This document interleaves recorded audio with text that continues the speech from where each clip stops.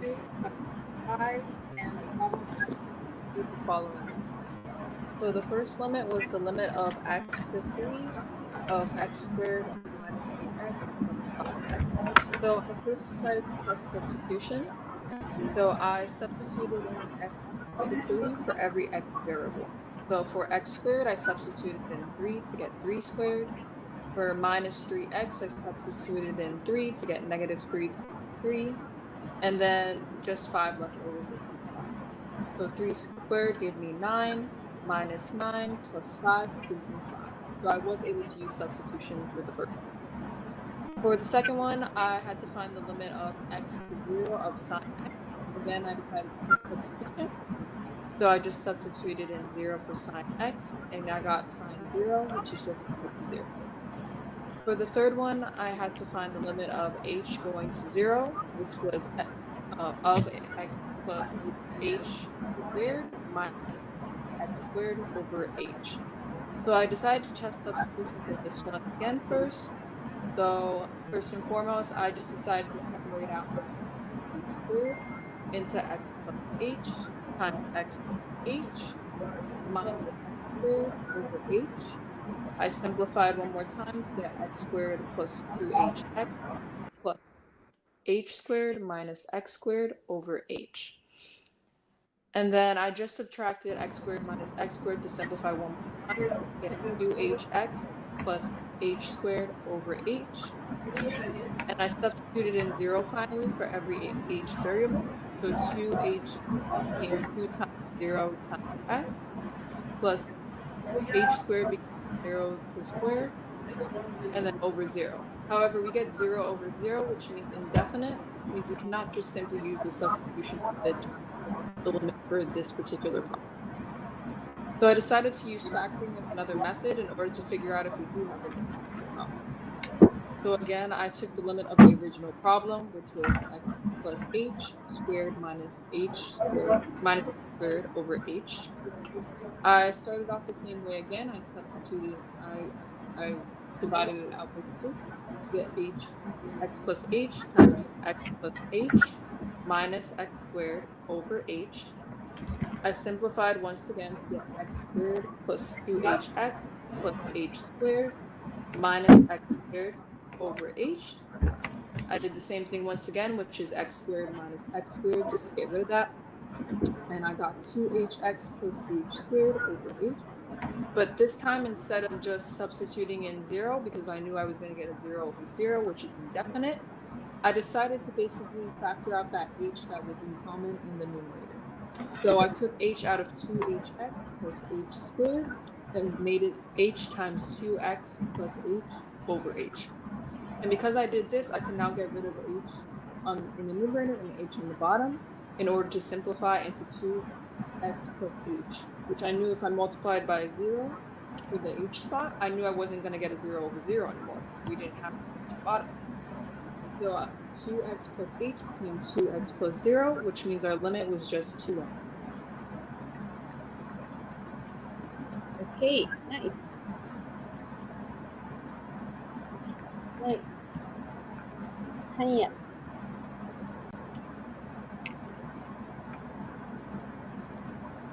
Can you make me the presenter? Oh, I haven't, sorry.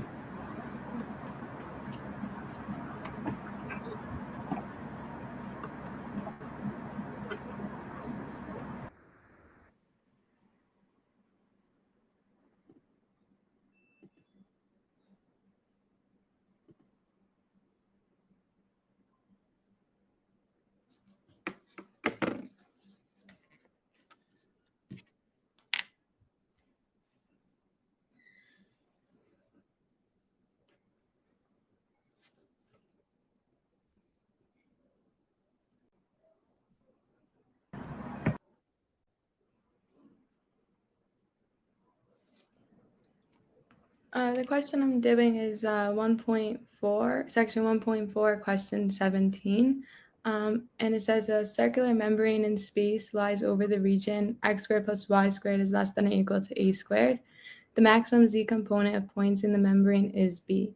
Assume that XYZ is a point on the membrane. Show that the corresponding point R theta Z in cylindrical coordinates satisfies the condition 0 is less than or equal to R is less than or equal to A, 0 is less than or equal to theta, theta is less than or equal to 2 pi, and absolute value of Z is less than or equal to B. So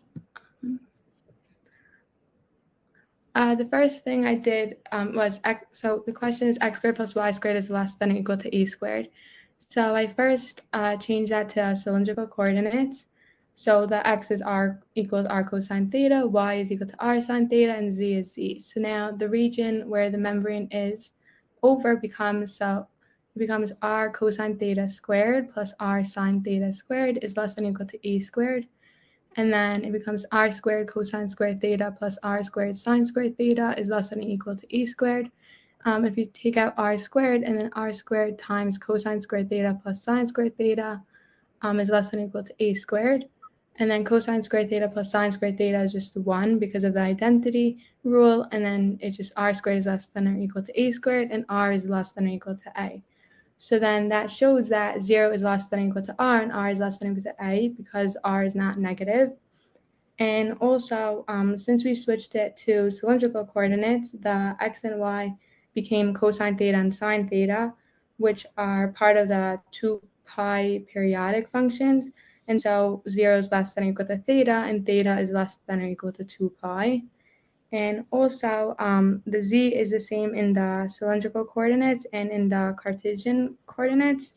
And so the maximum z component of any point is on the membrane B. So that's absolute value z is less than or equal to B. Nice. Okay. Thank you. Anyone has any question? If anyone has any question, feel free to jump in anytime.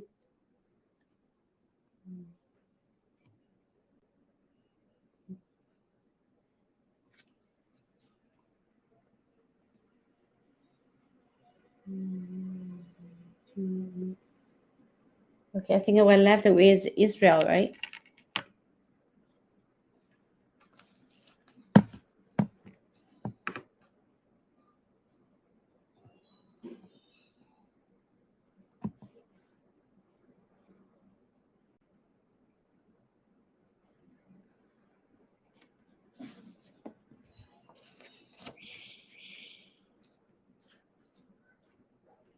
Oh, Junyi and Israel, right? Right. Okay, any of you is ready when we're ready?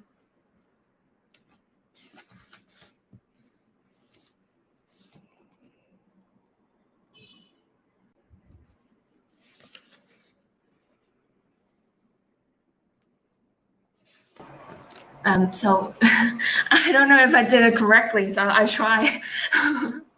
Oh, yeah, the best thing is to try. Okay. This is I want to present section 1.5, question 13. It asks to use induction on K to prove that if x1 until xk in the real number of n, then the magnitude of x1 plus x2 until plus xk is less than or equal to the magnitude of x1 plus the magnitude of x2 until the xk. So I do separate into 2 steps, the induction. So first one is to verify the identity holds for k equal to 2. So I put plug into k equal to 1. So that means the magnitude of x1 is less than equal to x1. And the k equal to 2. Well, I used by a triangle inequality. That's how I plug in. So k plus 2 is the magnitude of x1 plus a magnitude of x1 plus x2 less than or equal to magnitude of 1 plus magnitude of x2. It holds by the triangle inequality.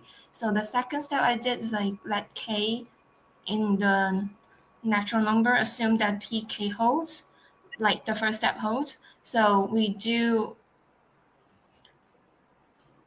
assume that magnitude of x1 plus until plus the x of k is less than or equal to magnitude of x1 plus magnitude of x2 until plus the magnitude of xk.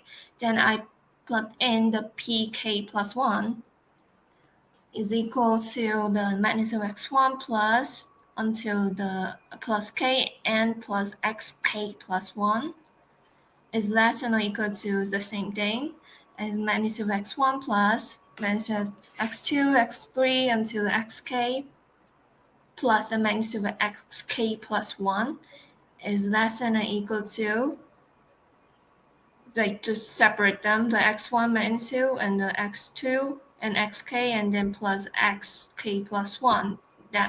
So they're the pn plus 1 holds. So overall, the work is in step 1 and step 2 plus the induction principle, we conclude that the identity is true for all k in natural numbers. Great, great, Thank you. nice proof. Okay, we're left with Israel.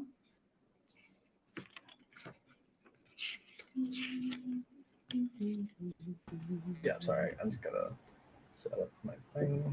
Okay, you carry a big name. Okay, so for mine it was 5. It was asking me to what is it? To show the geometric. I forgot to put the question. Something about the geometric meaning of the following like things. So for A, what it did is it added pi to theta, and essentially what it did is it shifted from basically measuring from 0 instead of measuring from negative pi to pi.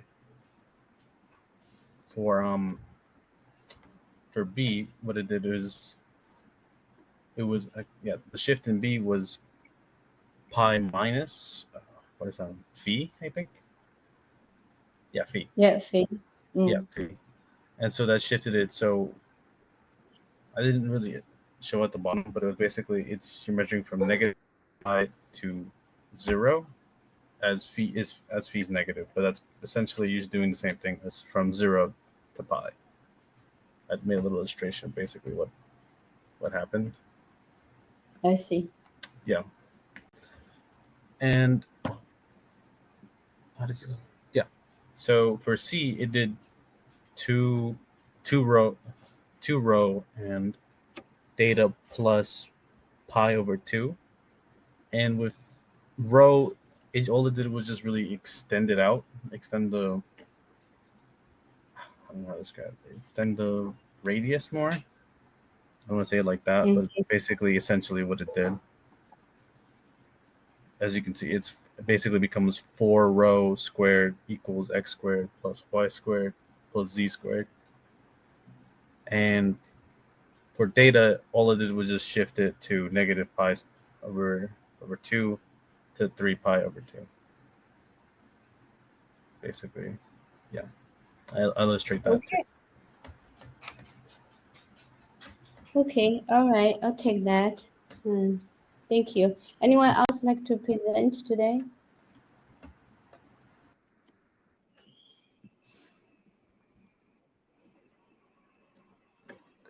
Okay, Gregory, which number? All right. Let me make a presenter. Already did.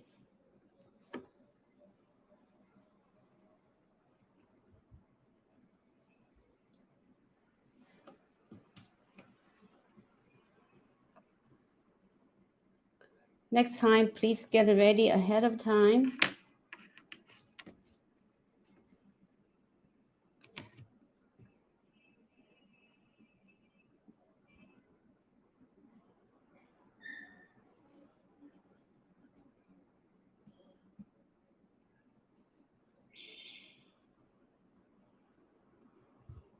Okay.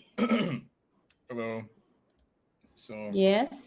I'll be presenting question 3 from section 1.4, I believe. And so I'm only going to present one conversion because there were 6, and I'm not going to explain all 6 because they're all the same thing. So let me go back to the document. So here's the problem. Given the following points, which I listed A, B, C, D, E, F, we want to convert them into Cartesian coordinates and spherical coordinates, right? So I'll choose B since they said they already solved the first one. And so my approach was to take the given coordinate point, and they give you like X, Y, Z. And so we're supposed to remember for cylindrical coordinates, you read it as r, theta, and z, where r is the distance from the origin, theta is the rotation, the degree of rotation, and z is the height. And so whenever you want to convert that into Cartesian coordinates, you would have to use the following like translation. So I wrote it in red over here where it says cylindrical. And so the x coordinate will be the same as r cosine theta, and y would be the same as r sine theta. And for b, which is 2 comma pi over 2 comma -4, you can put the conversion as listed here. So we have x is 2 cosine pi over 2, which is 0, and then the y coordinate would be 2 sine pi over 2, which is 2, and then z remains as z, which is -4. And that will be your coordinate point in Cartesian coordinates. Now, for spherical coordinates, you would have to take your Cartesian coordinates and then use the following conversion. And so I wrote it up here, right? So for your spherical coordinates, you have to know that rho would be the same as x squared plus y squared plus z squared. All of that would be square rooted. And so once you have your Cartesian coordinates or your rectangular coordinates, you can find rho. And so you'd have to do that first. And so I did it over here. And here is the calculation for rho. And then for phi, you can do the same thing as up here, right? And so phi would be the same thing as cosine inverse of z over rho. And we said that z would remain the same, which is -4 right here. And so you'd like put all of the information into your formula, I guess. And you should also note that whenever you're converting to theta, oh sorry, that's theta. I wrote it a bit weird, but whenever you convert, you have to notice what your theta is, and it has to be within a certain restriction. And so the restriction I chose was pi plus tan inverse of y over x when x is less than 0, because for b, let me see, when x is less than 0, yeah, because when you convert it to Cartesian, that's what you get. And also your y isn't less than 0 for this one, so you'd pick this conversion here, right? And z remains the same, so that's my answer for the Cartesian and spherical coordinates. Okay, all right, right. It depends on x, y values. We can find the angle theta in which quadrants. Right. All right. Mm-hmm. Okay, Thank thank you. Anyone has any questions? Let's see. Have you chosen a number yet? I'm sorry, could you say that again? I couldn't hear you. Oh, that's you. That's you. That's you. So we finished the presenting, I think. Okay. Yeah. All right. If no one has any question, I'm going to go to whiteboard. We're going to differentiation. So big topic. So differentiation and integration, right? Calculus, two big things. So before we talk about differentiation, I want to talk about these vector value functions. We really have to understand these vector valued functions.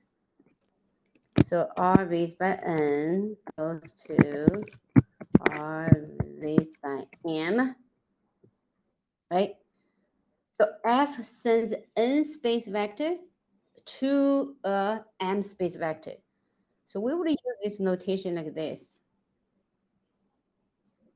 Okay, Gregory, thank you. Thank you. She can always watch the recording later. So let's see f takes x, y. I'm going to use 3. Oh, let me use x1, x1, x2, xn, right? Then assign to be a vector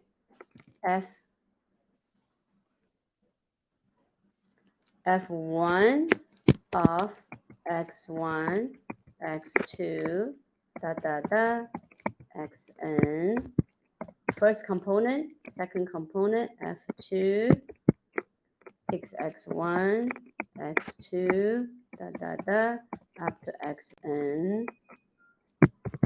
Then how many in the codomain space?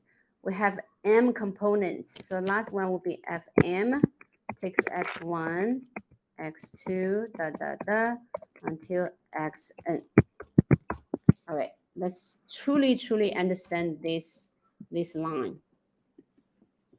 Once we understand this line, this equation, the rest is much easier. So let's make sure we understand this. So the inputs, right? The domain is in n space. So we have n variables. We have x1, x2, up to xn. So f sends this vector, n space vector, to be an m space vector, right? So this is a space, m space. How many components we have? We have f1. The first component we call f1. What's f1? f1 is a real value function, right? So fi are real value functions.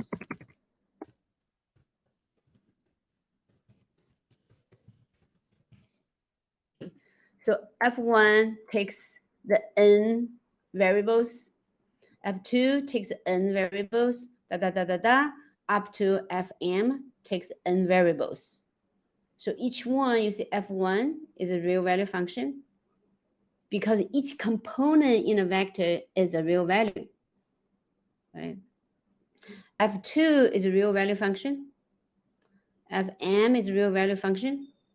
So this is f goes from n space to m space. F takes n space vector and sends to be assigned it to be a m space vector. So make sure you understand this. So now when we differentiate this, right, we would talk about, we won't be able to talk about f prime. So we would use capital letter D to represent, we differentiate this function. Up to xn. Let's think about it. What is this? Before, with a single variable function, the differential is just one, is another function, right? But this is not, because this we're dealing with higher dimensions. We're dealing with n variables at the same time. We're talking about the partial derivatives. Okay, something involved is we have to take derivative one by one. So we call it partial derivatives. And then we use this letter to represent. It's like this. Okay. Partial derivatives. Partial f. All right. We use this letter. So what is this? When we differentiate these vector value functions, we have to do one by one. So we have to consider the first component first. So the first component we call f1. Well, you can call any name, right? But I prefer to call f1. f1, f2, up to fm. So we need to, so this is real value function. So f1 goes from n space to 1 space. So all those fi's goes from n space to 1 space. Right? So we would have partial f1 Then consider the first variable, partial x1, first entry. So df is the matrix. What matrix? Is M by N matrix. Because we have partial f1, partial f2,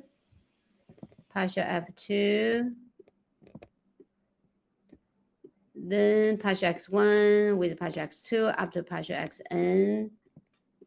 Then this up to the last row will be partial fm, because the codomain with dimension m space, partial x1. So this will be our first row, first column in the matrix. So we have m by n matrix. As you can imagine, the second column will be partial f2,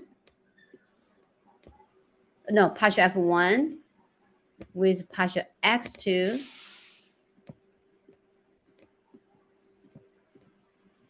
then partial f2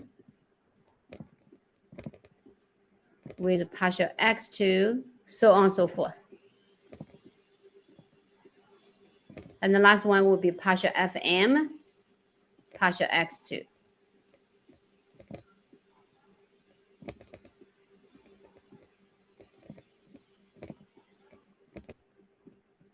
Right, The last one in the first row will be partial fn, because our domain is n space of partial f1, partial xn.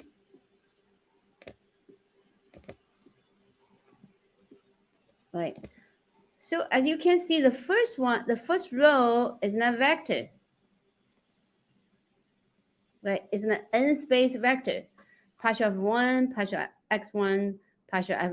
So derivative of the first component in the codomain with respect to the first component in the domain. So partial f1, partial x1, partial f1, partial x2, partial f1, partial xn. Right, so the n space vector. The second one is also n space vector. Every row is an n space vector. Right? Every column is an m space vector. So that's why we have m by n matrix. So when we take a derivative of a vector valued functions, it's a matrix. It's a matrix is the dimension of the codomain by the dimension of the domain, m by n matrix. So let's use a simple example. Let's see let's say n equals to 3, right? M equals to 2.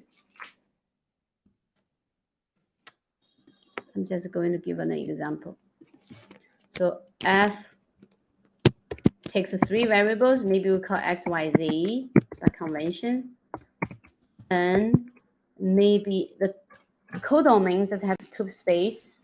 So maybe the first one is, let's see, x3, 2x plus 3y minus z. I'm just making up for example, all right? First component. Second component, maybe just x squared plus y squared. This is one example, right? This is one example. So the domain, we have 3 variables, so 3 space. And the codomain, 2 space, right? We have the first component, second component. We could think, what's f1 of x comma y comma z? That's defined as 2x plus 3y minus z. What's f2 with the second component? X comma y comma z. That equals x squared plus y squared.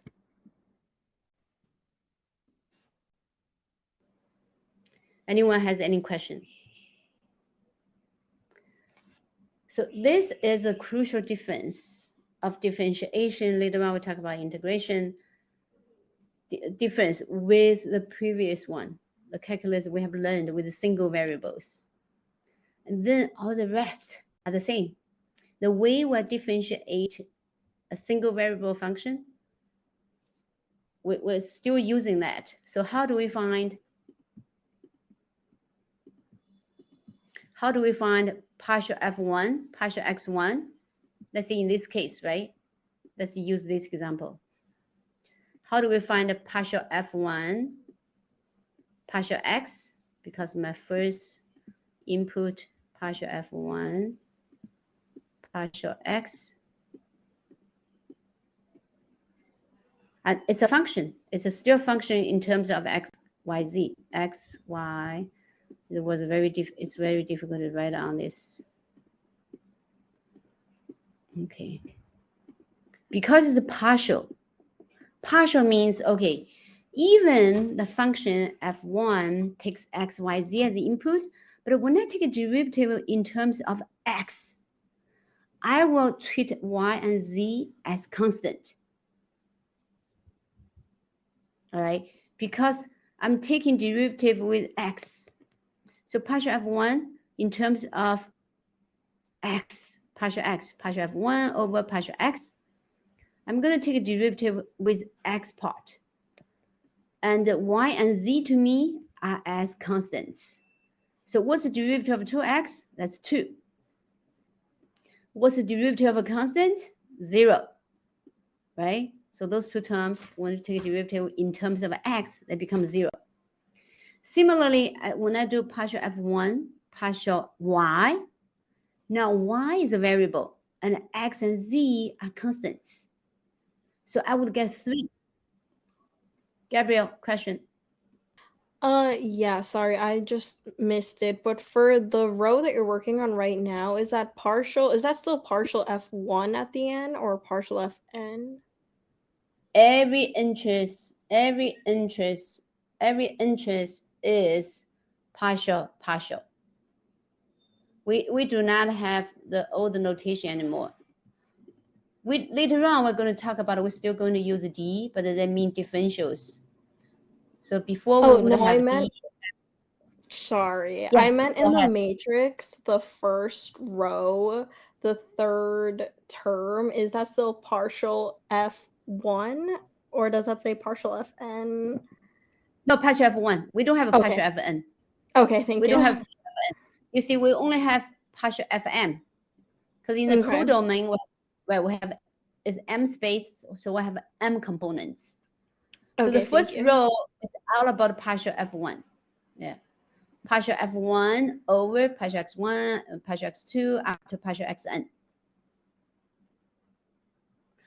Before we use df over dx, you're welcome. So now we can only take a partial. Now it makes sense, right? Because why is partial? Because I only consider one. I can only consider one at a time. So it becomes partial, not the whole thing. I can only consider part by part. Would it become 2 or 2 plus 3y? Well, when I take a derivative with x term in terms of x, so partial f1, partial x only means I only treat x as a variable. I only consider the rate of change of x. Rate of change of x. I don't consider rate of change of y and z. So y and z are as constants. What is the derivative of constants, Ryan? 0. So that's why only 2. 3y and minus z, when I take derivatives with x, they are constants. Means I hold them unchangeable. I don't consider the change of y, consider the change of z at this moment. I only consider the rate of change of x. So I hold y and z as constants. Doesn't change. Okay, so partial f1, let's consider partial f1, partial fy from this example. Partial y, which means I only consider the rate of change of y. I'm holding x and z unchangeable. Unchangeable means constants. So what do you think partial f1, partial y should be for this example? 3, right? Anyone has any questions? So 3. What about partial f1, partial z? -1. Because I'm holding x term and y term as constants, and the derivative is 0.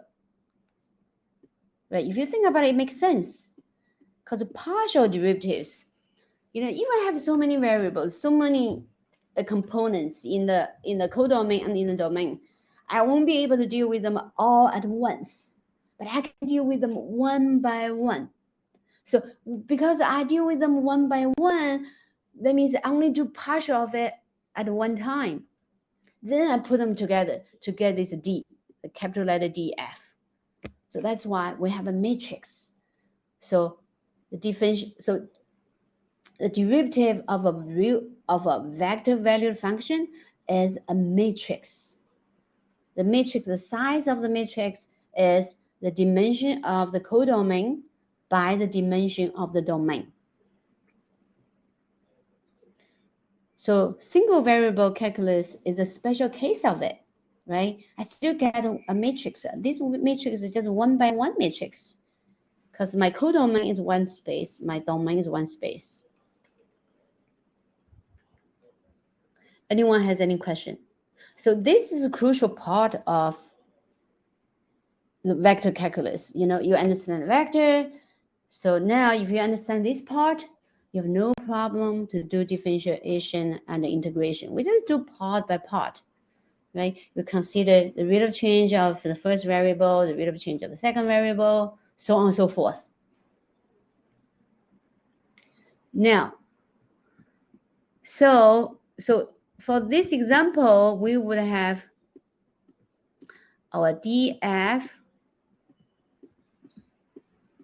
would be a 2 by 3 matrix.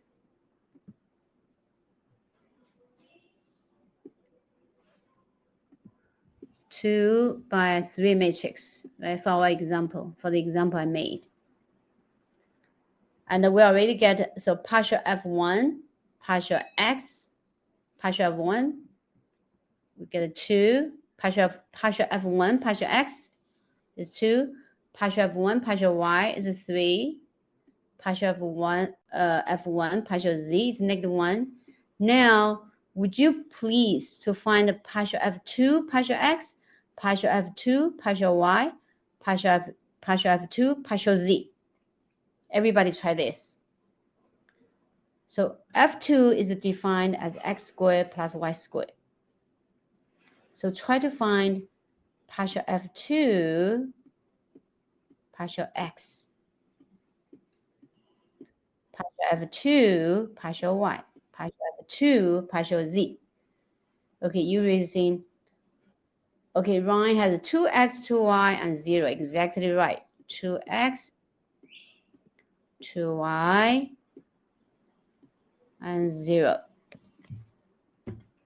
Okay, and that's it. That's the difference from single variable. Okay, and that's it. That's the difference from single variable calculus. Now you got it. Now let's go to the textbook. Anyone has any question? Right, Yuri. Yes, Professor. My question is, what do we need this? What do we need this matrix for?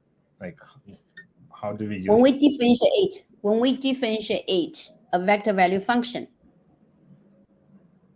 Okay, but how do we use the matrix? Why does it have to be in the form of matrix? Is it somehow because we have n variables in the domain, we have m variables in the codomain. We won't be able to differentiate everything all at once. So we have to deal with all those variables one by one. Does that make sense? Yes, thank you, I got it. So that's why we call partial derivatives. So we won't be able to use df dx for a while. We use this wiggly sign. to see, okay, partial. I can only consider one at a time. That's why only part of it. I can only consider part of it at a time. Then when we put together, we get a matrix. How do we use it? We will see, okay? But this is a crucial part of understanding vector values functions and how to take a derivative of it. Okay, let's go to textbook.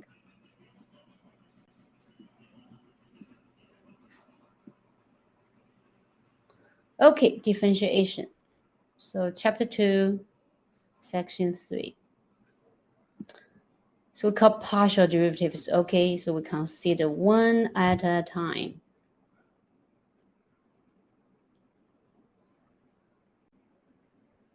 Usually we equal z with f of xy or f of xyz or f of x1 up to xn. Okay, this is the definition of partial derivatives. So this is a formal definition. But what it is, this is saying, okay, I only consider the rate of change of j component. The j component. So what I do with the rest of it? What I'll do with the rest of it, I just hold them steady. Okay, I just hold them steady. No one, they are to me as constants. I only consider the j component, the rate of change in j component. All right. When we use the basis, we represent it this way. So the idea is still the same as before, the definition. It's just we call partial derivatives because we can only deal with it one at a time. So that's what I wrote. Okay, f takes an n space vector, assign it to be m space vector. So we're talking about the partial f m partial xn is the nth component with respect to the variable xn. Okay, let's go to examples. I think you guys can do this now. So this is a real value function, right? F sends a 2 space vector to 1 space. So F goes from 2 space to 1 space. So what do? We only have one component in the codomain.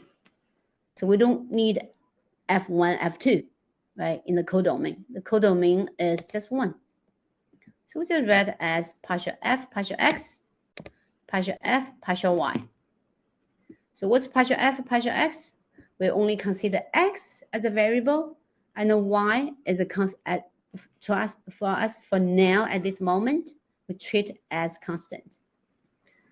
So we take a derivative with this. Well, we know derivative of x squared is 2x. Then multiply by y, because y is a constant, so it's a scalar in this case. So we just get 2xy. Well, partial y cubed with x, y cubed is a constant, so it's a 0. So when we get, so partial f, partial x is 2xy. Well, partial f, partial y, now x, we treat x as a constant. So y is our variable. So 2x squared is a scalar of y. So when we take a derivative of x squared y, we just get x squared. When we take a derivative with y cubed, that's 3y squared. So we get x squared plus 3y squared. Anyone has any question?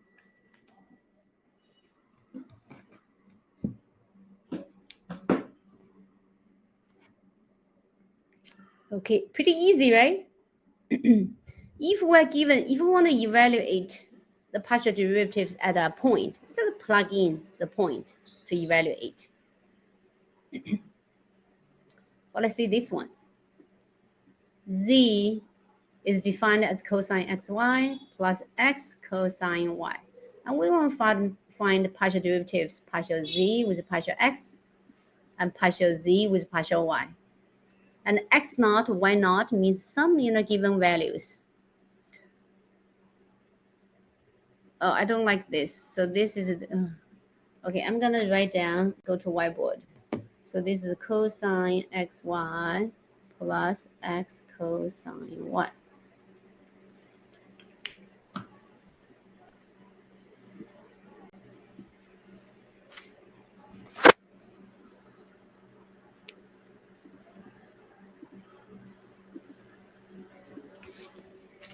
So z is defined as cosine xy plus x cosine y. Leave a little space for the multiplication. And we want to find partial z, partial z, partial x, partial z, partial y.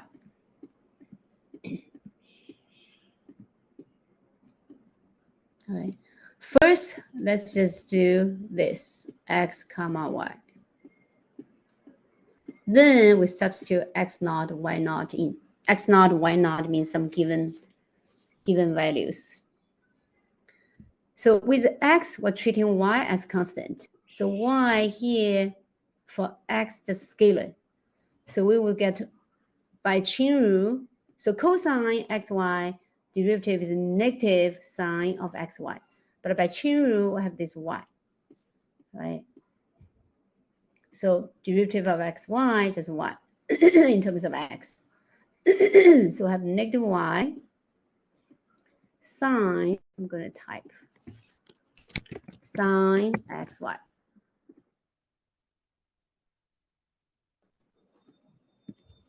Right, derivative of our first term. Then derivative of the second one is x times cosine y. So in terms of x, cosine y, just a scalar. Right? So we get a plus cosine y.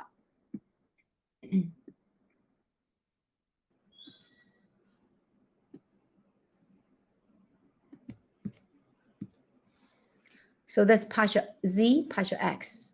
Partial z, partial x is still a function in terms of xy. We get negative y sine xy plus cosine y. Now,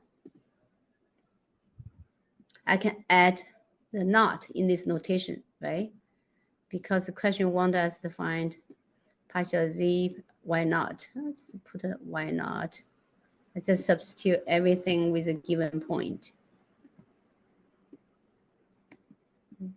Same thing for this, partial z, partial y, okay, x comma y equals to, so now y is a variable. I'm considering the rate of change of y. I'm holding x as constant. So this is symmetric function. So it's the same thing, negative x cosine sine xy.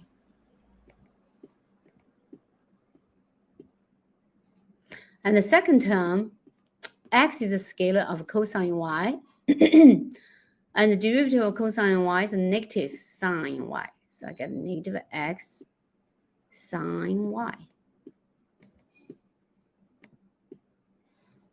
The question wants me to evaluate at x naught, y naught. I'm just adding the 0 to the footnote of each variable. And that's it. Anyone has any question? So what is a dz? dz should be a matrix. Right? The dimension is the codomain, dimension of codomain multiplied by the dimension of the domain.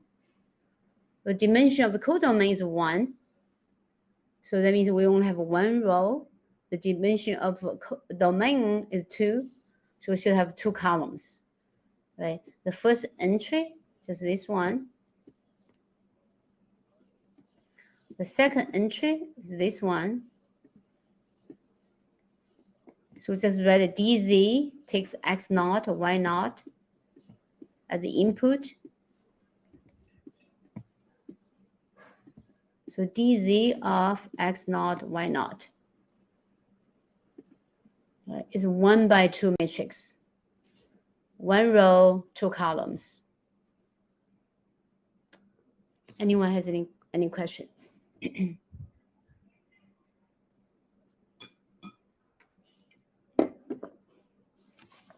Pretty easy, right? When you hear about vector calculus, it sounds crazy. No, it's not at all. If you understand the concept of dealing with vector value functions, dealing with multivariables. All right, let's go back to the textbook.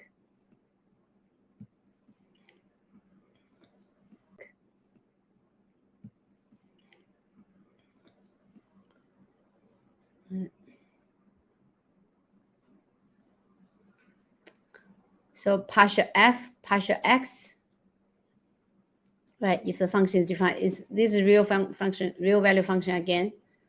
Partial f, partial x, treating y as constant, right?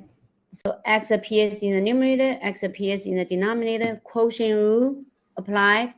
So the process of differentiation is exactly the same as before. We apply quotient rule, we're just treating y as a number. In the end, we get this. We still get a function of x, y.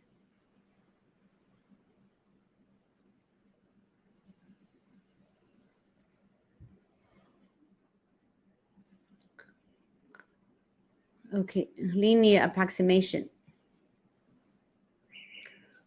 Remember before, with the lower one, with a single variable, what do we have? We have z equals to f of x naught, right, the given value, plus f prime of x naught, multiplied by x minus x naught. Then that's a linear approximation. Quadratic, we would add a second derivative, right? Going to higher dimensions, we just keep adding the derivatives of higher dimensions. So similarly, we're going to do this. So linear approximation, we evaluate the function at the given point, but because we have partial derivatives now, so we consider partial with x direction. We evaluate at the given point. We multiply by the difference in the first direction, first component, then in the x direction, then partial f, partial y, evaluate at a given point, multiply by the difference in y direction. If we have three variables, same thing, right? If we want to do quadratic, which is adding, we're going to talk about second derivatives in this. All right. So linear approximation, sometimes we call affine approximation. What does the word affine mean? Affine means, because when we have coordinates, we like to name an origin. We say, okay, I want to measure everything. You know, I'm going to name one particular point as an origin. So every other point is basically comparing to this origin. With affine planes, we just don't care about origin. There's no origin. We don't need to name one point to be origin. So that's called affine. Excuse me.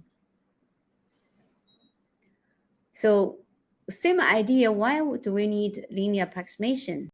You know, later on quadratic approximation, because we just want to use the simpler idea, use the simpler concept to approximate the value in a very complex context. Okay, it's the same idea. So here you see, we use the point. So the point is on the surface. The point is on this plane. So we can use the plane to approximate, just for this point, to approximate the surface.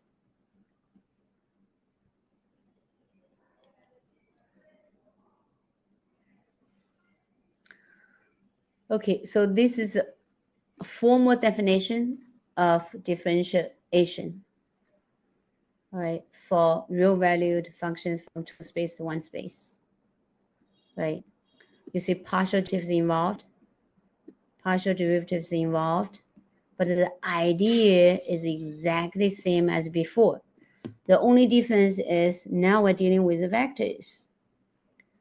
We have components.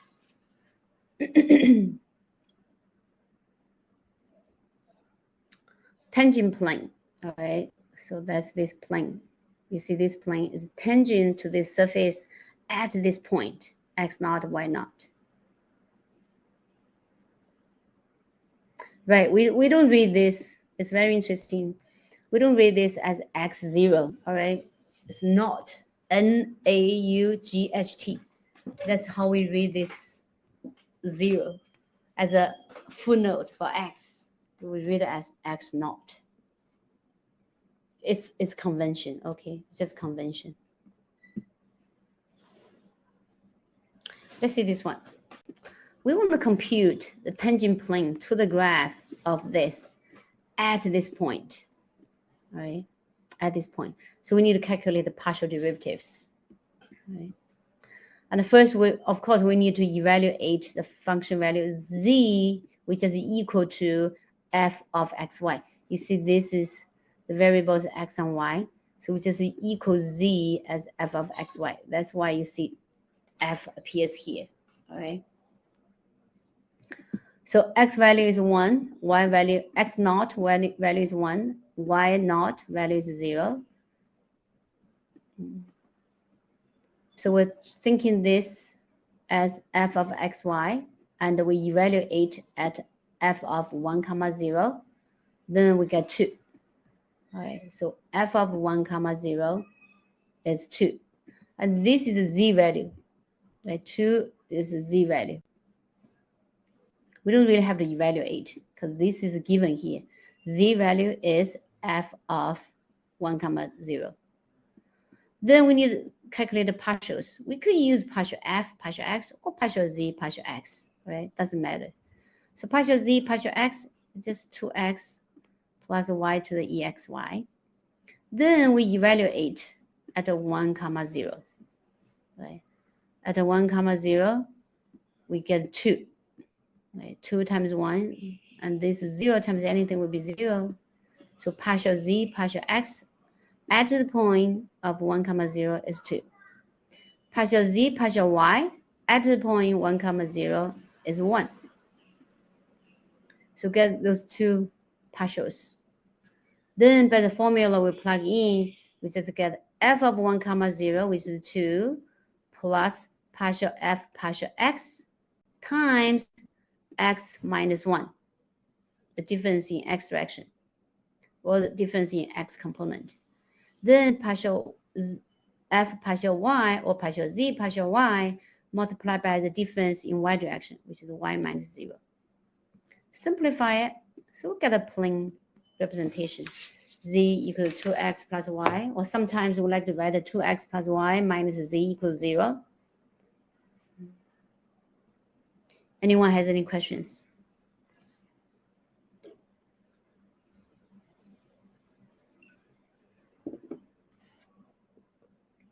Okay.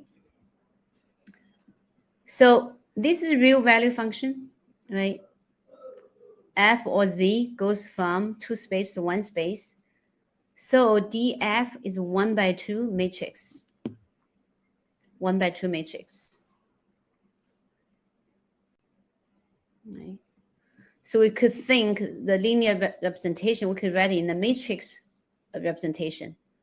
We could write like this.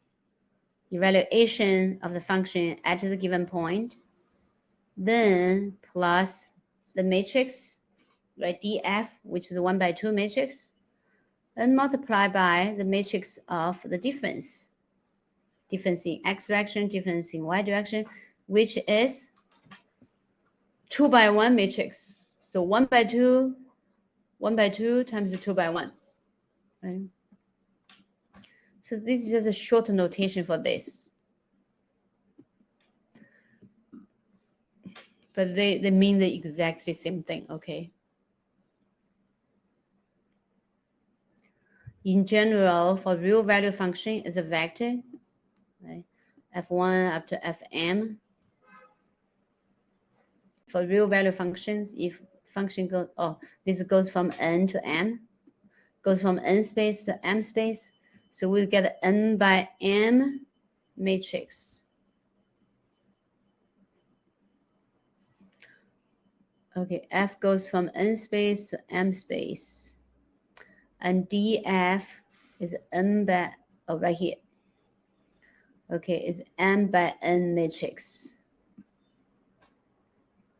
The short notation can be written like this, all right? But it's better written right this way, because this way tells us the story, all right?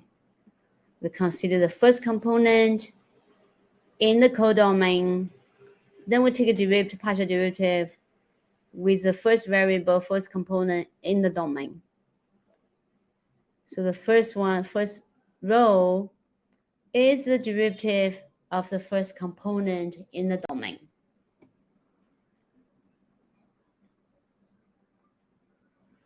Okay, let's see this. F goes from 2 space to 2 space.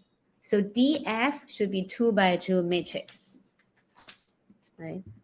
This is F goes from 2 space to 2 space. df, capital letter D. df should be 2 by 2 matrix. F goes from 3 space to 2 space. df should be 2 by 3 matrix. So first we should have the idea, right? 2 by 3 matrix. So for A, df, indeed 2 by 2 matrix. B, 2 by 2 matrix. C, 2 by 3 matrix.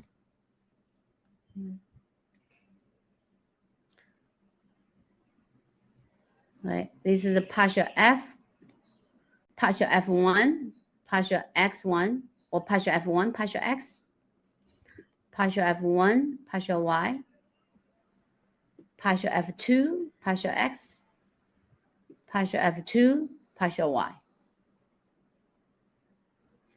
partial F1, partial X, partial F1, partial Y, partial F2, partial X, partial F2, partial Y. Right, obvious, right? Partial F1, partial X, partial F1, partial Y, partial F1, partial Z, partial F2, partial X, partial F2, partial Y, partial F2, partial Z.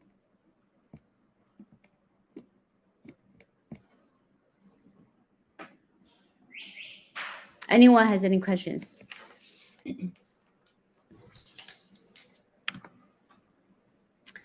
Okay, gradient.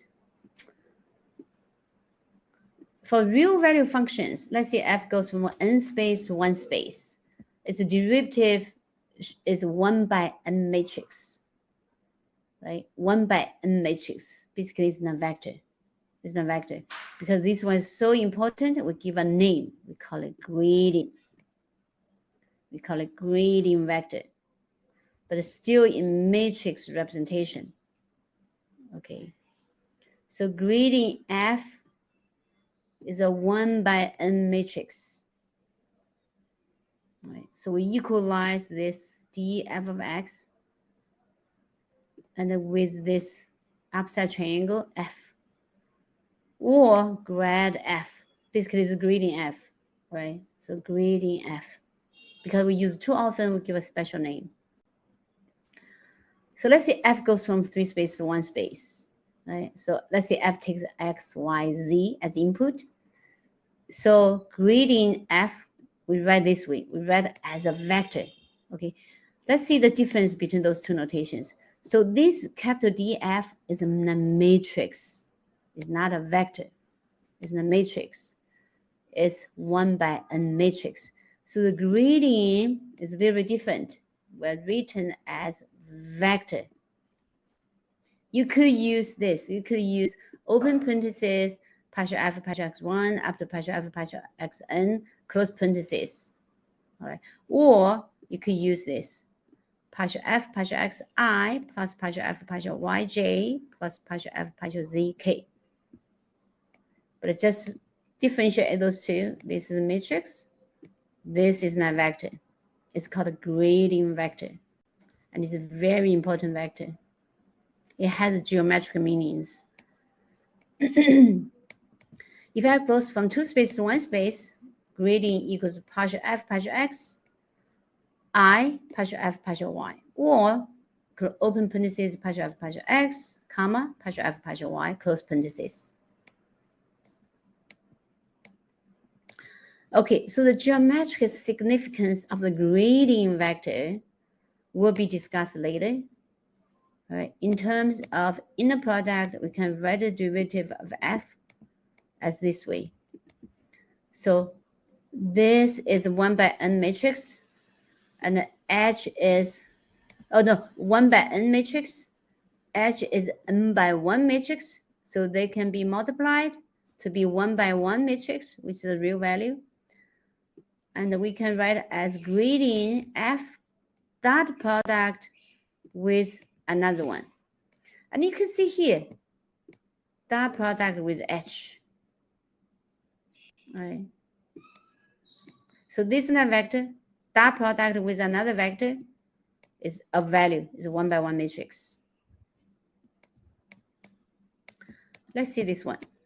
So R goes from 3 space to 1 space, and we want to calculate its gradient. We don't use matrix representation. Gradient f is a gradient vector, it's not a vector. So we do partial f partial x, right, which is e to the y. We do partial f partial y, which is x e to the y. We do partial f partial z, or z doesn't have any contribution to the function, so that's just 0.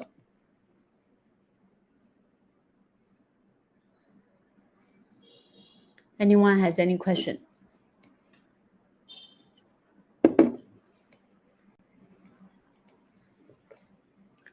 Okay, let's see this one. F goes from 2 space to 1 space. F of xy is defined as e to the xy plus sine of xy.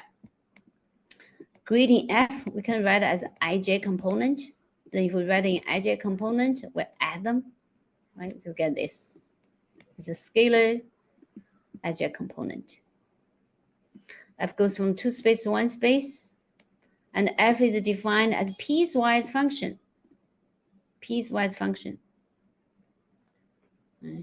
It says because f is constant on the x and y axis, right? Because it equals 1, equals 0, y equals 1.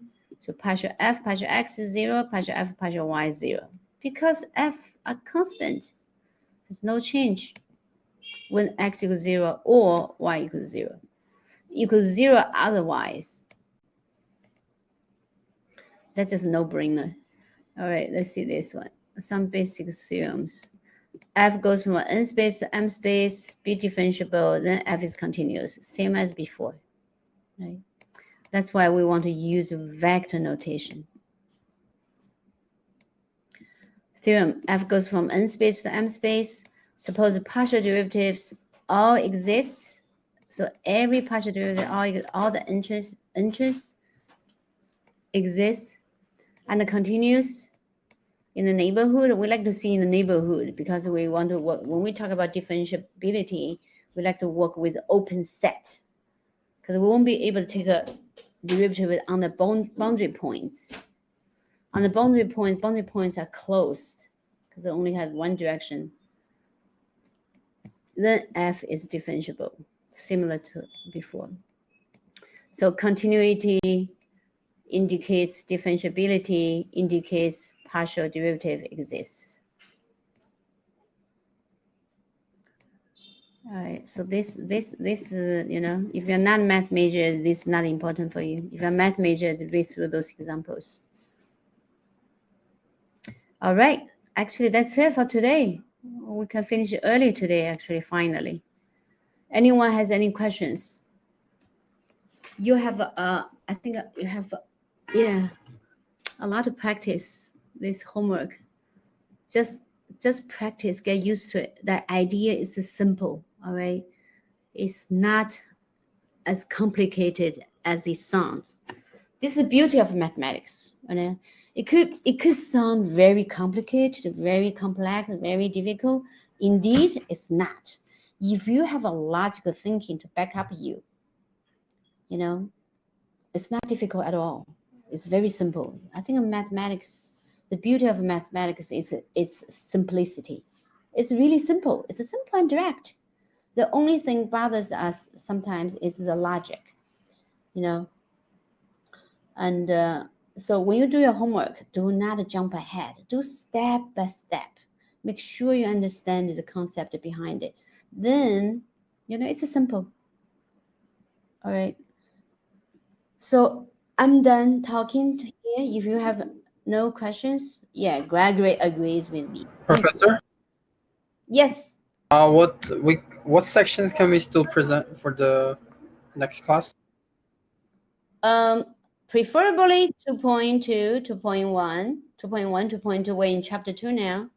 But if you have some very interesting question from the first chapter, like 1.5, 1.5a, let's see what kind of question is that. It has to be a very interesting question, all right? But 1.5, we haven't been really present. But 1.5 talk about vector value functions. Preferably, everyone can pick something from chapter 2, okay? Especially 2.3. You know, what do we have? Because presentations serve as a review. Okay. So preferably 2.3. It was just kind of long and elaborate when I was solving it. Okay, you want to present a 1.5.8? That's fine. If you think it's worth it of presenting 1.5.8, let's see what kind of question is that. Yeah, I also wanted to present 1.5, the dot product. Let's see. Because to me, we're in chapter 2 already. Preferably, we can do chapter 2. 1.5.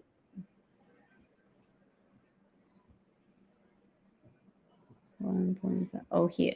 This is 1.5, right? Oh no, that's 2.1.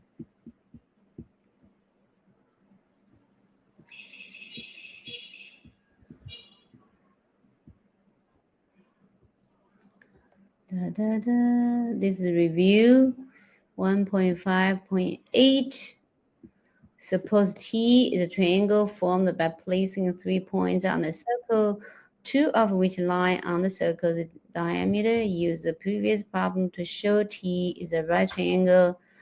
It's not so important for this course, all right?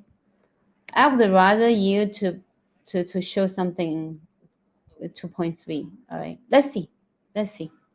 But try, okay? Try to present chapter 2. What about 1.5.1?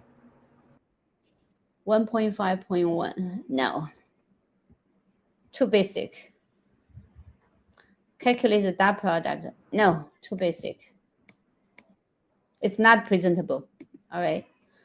Because again, remember, presentation speaks for you, all right? Presentation speaks for you. If you want to always show these basics, that means you are barely making this class, all right? You want to show me you can do better. You're a B student, you're A student, you're A plus student. You don't want to show me you're D student, right? All right, anyone, have a good one. Have a good one. We can finish early today, nice. All right, if anyone has any... Term is gonna be in the first week of August, most likely. Yeah, most likely, because we are finishing by August 17th. August 17th is our last class, and I'm trying to hold our finals on August 17th. And remember, this is summer. You really have to devote your time into this study. All right. August 17th is last class. So make sure you study. All right. Thank you, guys. If you have no questions, you're free bird. With our midterm will be synchronized. All right. Our midterm and our final will be synchronized online. I don't know when is our midterm yet. After we finish differentiation, I give you 1 more week to prepare. It could be, let's see, it could be in the beginning of August, all right? Because we don't want to do too close to the final. because August 17 we should be finishing. So I was thinking in the first week of August we're doing our midterm. Okay, study. Okay, no, I'll see you tomorrow. Ryan, we have class tomorrow, right? Oh, Professor, next Monday. Oh, hold on a second, I'm confused. So 21. Oh, today is my Friday. You're Thursday already. Okay. Yes. Okay. Yes. Have a good weekend. Thank you. Right. I'm already on Friday in China. Thank you, guys. Professor, two of my class days I have job. You said it's fine, right? I can watch the recordings if I have job, and then but I'm gonna try my best to cover up my presentations for the week. I think you should try